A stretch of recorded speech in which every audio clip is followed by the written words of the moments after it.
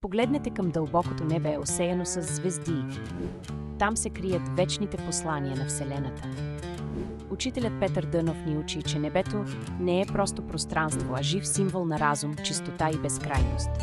Всяка планета и звезда излъчва своя инвигиляция, които докосват човешката душа, вдъхновявайки я към светли мисли, добродетелни дела и състрадание. Космосът ни учи да бъдем търпеливи като Сатурн, вдъхновени като Венера и устремени като Юпитер, да развиваме волята и издръжливостта си.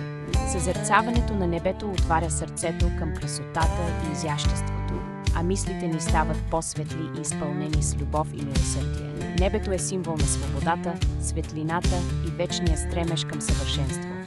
Всяка сутрин слънцето ни дарява с нова светлина и сили за начало, а нощта ни носи тишина за размисъл и покой. Планетите и звездите са верни приятели на човека.